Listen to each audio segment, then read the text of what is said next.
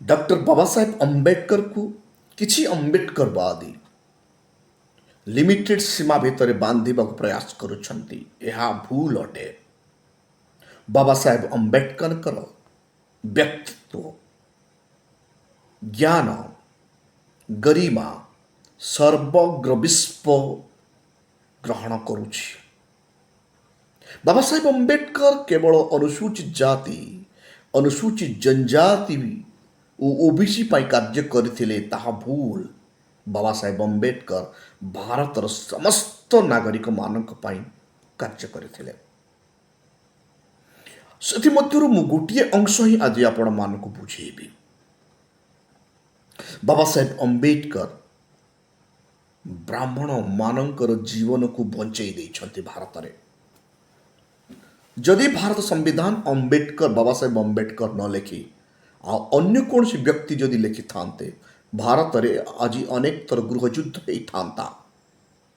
ବାବା ସାହେବ ଅମ୍ବେଦକର ବ୍ରାହ୍ମଣବାଦର ଶିକାର ହେଇଥିଲେ, ବ୍ରାହ୍ମଣବାଦ ଦ୍ୱାରା ଅପମାନିତ ହେଇଥିଲେ,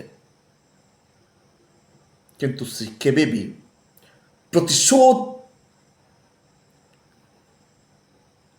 ବା ହିଂସାତ୍ମକ ଏହି ସମ୍ବିଧାନ ଲେଖିନଥିଲେ। ସେ କହିଥିଲେ ମନୁବାଦ ମୋତେ ଟର୍ଚର କରିଛି, ତାହା ମୋର ବ୍ୟକ୍ତିଗତ ଜୀବନ, କିନ୍ତୁ ଭାରତ ସମ୍ବିଧାନରେ ସମସ୍ତଙ୍କୁ ସେ ସମାନ ଦେଲେ। ସବୁଠୁ ବହୁତ ବଡ଼ କଥା ହେଲା ବ୍ରାହ୍ମଣ ସମାଜର ବା ସବର୍ଣ୍ଣ କହୁଥିବା ସମାଜର ମହିଳାମାନଙ୍କୁ ସେ ସମସ୍ତ ଅଧିକାର ଦେଇଦେଲେ। ତା ପୂର୍ବରୁ ସବର୍ଣ୍ଣ ସମାଜର ମହିଳାମାନଙ୍କୁ ପଢ଼ିବାର ଅଧିକାର ନଥିଲା, ସମ୍ପତ୍ତି ରଖିବାର ଅଧିକାର ନଥିଲା, ପିତୃ ସମ୍ପତ୍ତିରେ ଭାଗ ପାଇବାର ଅଧିକାର ନଥିଲା, ନିଜ ଚଏସ୍ରେ କପଡ଼ା ପିନ୍ଧିବାର ଅଧିକାର ନଥିଲା ବ୍ରାହ୍ମଣ ମହିଳାମାନଙ୍କୁ। ନିଜ ଇଚ୍ଛାରେ ଭାରତର ଯେକୌଣସି ସ୍ଥାନକୁ ବୁଲିବାର ଅଧିକାର ନଥିଲା, ନିଜ ଇଚ୍ଛାରେ ସେ ଖାଦ୍ୟ ଖାଇବାର ଅଧିକାର ନଥିଲା ଓ ଧାର୍ମିକ କାର୍ଯ୍ୟାନୁଷ୍ଠାନ କରିବାର ବି ଅଧିକାର ନଥିଲା। ଚିନ୍ତା କରନ୍ତୁ, ବାବା ସାହେବ ଅମ୍ବେଦକରଙ୍କର ହିନ୍ଦୁ କୋଡ୍ ବିଲ୍ ମାଧ୍ୟମରେ ବ୍ରାହ୍ମଣ ମହିଳାମାନଙ୍କୁ ସମସ୍ତ ଅଧିକାର ଦେଇଦେଲେ। ତେଣୁ ବାବା ସାହେବ ଅମ୍ବେଦକର ବ୍ରାହ୍ମଣମାନଙ୍କୁ ବଞ୍ଚେଇ ଦେଲେ। ଯଦି ଆଜି ତାଙ୍କ ମହିଳା ପାଠ ପଢ଼ିନଥାନ୍ତେ, ଏବେ ବି ସେମାନେ ଅଶିକ୍ଷିତ ମହିଳାକୁ ହିଁ ବିବାହ କରିଥାନ୍ତେ ଓ ତାଙ୍କ ପରିବାର ଆଗକୁ ବଢ଼ି ପାରିନଥାନ୍ତା। ମନୁବାଦ ଗ୍ରନ୍ଥରେ, ମନୁବାଦୀ ମାନଙ୍କର କୌଣସି ଗ୍ରନ୍ଥରେ ବି ମହିଳାକୁ ଏ ସମସ୍ତ ଅଧିକାର ଦିଆଯାଏ ନାହିଁ, ଯେଉଁ ଅଧିକାର ଭାରତ ସମ୍ବିଧାନ ଓ ହିନ୍ଦୁ କୋଡ୍ ବିଲ୍ ଦେଉଛି। ବାବା ସାହେବ ଅମ୍ବେଦକରଙ୍କର ଆର୍ଟିକଲ 21 ଦେଖନ୍ତୁ। आर्टिकल 21 रे बंचिबार अधिकार सिर्फ एससी एसटी ओबीसी को से देना। आर्टिकल 21 रे शिक्षागत अधिकार सिर्फ एससी एसटी ओबीसी को से देना, ब्राह्मण को भी से देइछन्ते। ब्राह्मण को भी जदि किए आजीवन आक्रमण कले ताकू जेल होची। ब्राह्मण को मध्य स्कूल रे पढ़िबार अधिकार बाबा साहेब देइछन्ते। तेणु बाबा साहेब अम्बेडकर प्रतिहिंसात्मक नथिले। व्यक्तिगत जीवन रे ब्राह्मणवाद तांकु जेते टर्चर करथिले भी से संविधान लिखला बेले कहारी को उच्च नीच कले नाही। यदि हिंदू कोड बिल को आपण माने पढ़िबे, जड़े ब्राह्मण महिला यदि पढ़िब, से निश्चित भाव बाबा साहेब अम्बेडकर फोटो को ता घरे रखिब और से तार मसीहा भाविब। यदि एनिहिलेशंस ऑफ द कास्ट जड़े ब्राह्मण पढ़े, से केबे भी अम्बेडकर बादी को भीमटा कहब नहीं, से जय भीम कहवाई मजबूर हम। कारण अध्ययन न करी, भारत संविधान को न पढ़ी भीमटा शब्द प्रयोग करा जाउछि। यदि आर्टिकल 14 को आपण माने पढ़िबे, बाबा साहेब समस्त को समान करिसेंती।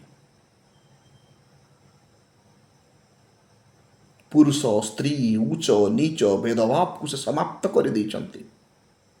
जदि आमे मनुवादी ग्रंथ को जीवा, उच्च नीच अछि, असमानता अछि, व्यक्ति भीतर विभेद अछि, नारी को अपमानित करा जायछि, शूद्र को अपमानित करा जाउछि। किंतु भारत संविधान आर्टिकल 14 समस्त को समान दौछि।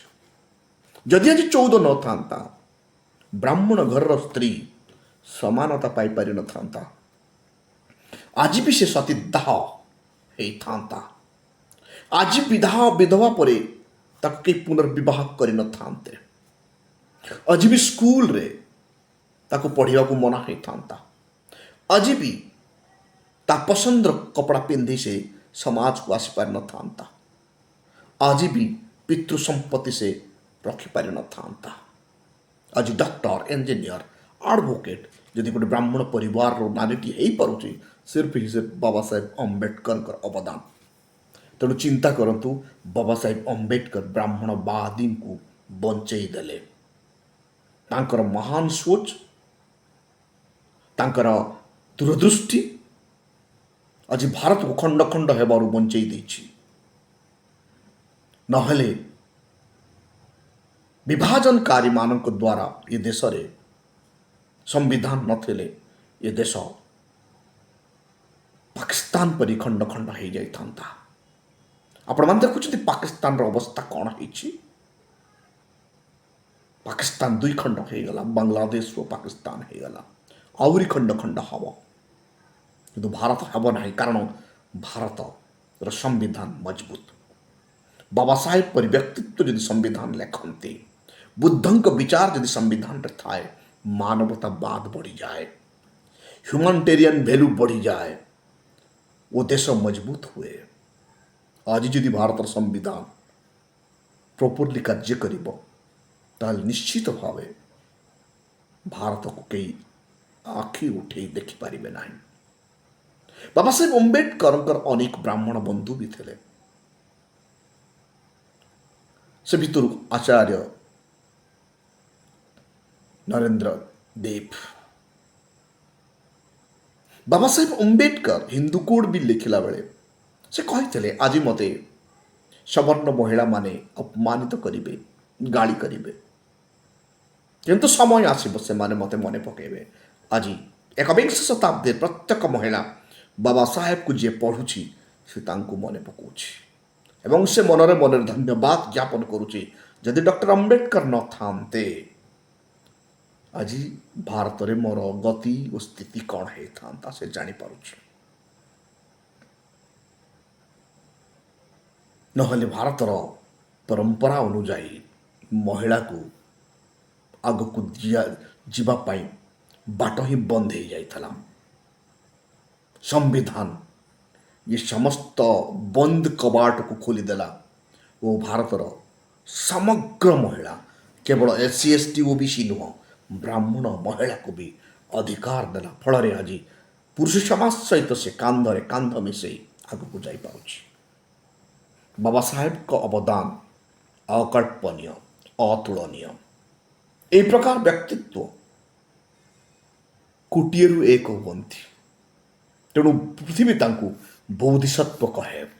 जापान बाबा साहेब अम्बेडकर को बोधिसत्व कहे। चीन बाबा साहेब अम्बेडकर को बोधिसत्व कहे। समग्र 150 बुद्धिस्ट नेशन जो देश मानक बुद्धं को जानती से माने बाबा साहेब को बोधिसत्व कहते। कारण बाबा साहेब जेते बेले महापरिनिर्वाण हेले से समय रे 150टा नेशन तांकर जातीय पताका को अर्धोत्तोलन कला वो शोक दिवस बनई था। किंतु भारत वर्ष रे षड्यंत्र चली तांका मढ़ा शरीर को पोतिबा पई जगह भी मिलला नहीं। तेणु दिल्ली रु तांका शरीर महाराष्ट्र चली जाइथला। आपण चिंता करंतु मनुवाद को प्रकार भावे आज भी भारत रे कार्य करुछि। तेणु भारत प्रत्येक बुद्धिजीवी को जानिबा दरकार। बाबा साहेब का लिटरेचर पढ़िबा दरकार। बाबा साहेब कर एनिमेशंस ऑफ द कास्ट बही यदि पढ़ा जाए, जातिवाद मानसिकता रखिथिबा लोकों को मनरु जाति प्रथा ही हटिଯିବ। बाबा साहेब अम्बेडकर को आर्टिकल 21, आर्टिकल 14, आर्टिकल 15 को परफेक्टली यदि पढ़ी दिया जाए, वो तांको पार्लियामेंट्री डिबेट को ଜାଣି ଦିଆଯାଏ ବାବା ସାହେବକୁ ପୂଜା କରିବା ପାଇଁ ମଜବୁର ହେଇଯିବେ ସମଗ୍ର ମନୁବାଦୀ। ଯଦି ବାବା ସାହେବ ଅମ୍ବେଦକରଙ୍କ ଦ୍ୱାରା ଦିଆଯାଇଥିବା ହିନ୍ଦୁ କୋଡ୍ ବିଲ୍କୁ ଭାରତର ସବର୍ଣ୍ଣ ଜାତିର ମହିଳାମାନେ ଯେଉଁଦିନ ପଢ଼ିବା ଆରମ୍ଭ କରିଦେବେ, ସେଇଦିନ ସେମାନେ ବାବା ସାହେବକୁ ନିଜର ମସିହା ରୂପେ ଗ୍ରହଣ କରିବେ। ଆଜି ବାବା ସାହେବଙ୍କ ଯୋଗୁଁ ଭାରତର 90% ପପୁଲେସନ୍ ସୁରକ୍ଷିତ ହେଇଯାଇଛନ୍ତି। ତା ସହିତ ସହିତ ନିଜକୁ ମନୁବାଦୀ କହି ଚିତ୍କାର କରୁଥିବା 10% ସମାଜକୁ ବି ସେ ବଞ୍ଚେଇ ଦେଇଛନ୍ତି। ଆର୍ଟିକଲ୍ 21 ତାଙ୍କ ଜୀବନକୁ ସୁରକ୍ଷା ଦେଉଛି। ଆର୍ଟିକଲ୍ 21 ଆଜି ତାଙ୍କୁ ବଞ୍ଚିବାର ଅଧିକାର ଦେଇଛି, ପଢ଼ିବାର ଅଧିକାର ଦେଇଛି। ଆର୍ଟିକଲ୍ 19 କେବଳ କ'ଣ SC/STକୁ ବ୍ୟବସାୟର ଅଧିକାର ଦେଇଛି? 19G ରାଇଟ୍ ଟୁ ପ୍ରଫେସନ୍ ସମଗ୍ର ସମାଜକୁ ଦେଇଛି। କ'ଣ ଆର୍ଟିକଲ୍ 19 କେବଳ SC/ST OBCକୁ ହିଁ କହିବାର ଅଧିକାର ଦେଇଛି? ସମଗ୍ର ଭାରତୀୟଙ୍କୁ କଥା କହିବାର ଆଜାଦି ଦେଇଛି। ନହେଲେ ପୁଲିସ୍ ଷ୍ଟେସନରେ ଆପଣଙ୍କୁ ନଙ୍ଗା କରି ମାରୁଥିଲେ ବି, ଉଲଗ୍ନ କରି ମାରୁଥିଲେ ବି କେହି କିଛି କହିପାରିନଥାନ୍ତେ। କାନୁନ ଆପଣଙ୍କୁ ସୁରକ୍ଷା ଦେଉଛି। ଆର୍ଟିକଲ୍ 21 ଆପଣଙ୍କୁ ସଦାସର୍ବଦା ଢାଲ ବନି ଠିଆ ହେଉଛି ଏବଂ ଆର୍ଟିକଲ୍ 19 ଆପଣଙ୍କୁ ଆଜାଦି ଦେଇଛି। ତେଣୁ ବାବା ସାହେବ ଅମ୍ବେଦକର ସମସ୍ତଙ୍କର।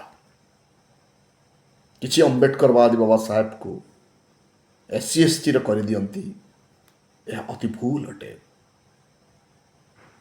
ବାବା ସାହେବ ଅମ୍ବେଦକର ମହାନ, ସମଗ୍ର ବିଶ୍ୱ ତାଙ୍କୁ ମାନେ ଆଉ ସମଗ୍ର ଭାରତ ବି ଆଜି ତାଙ୍କୁ ମାନିବାକୁ ବାଧ୍ୟ ହେଲାଣି।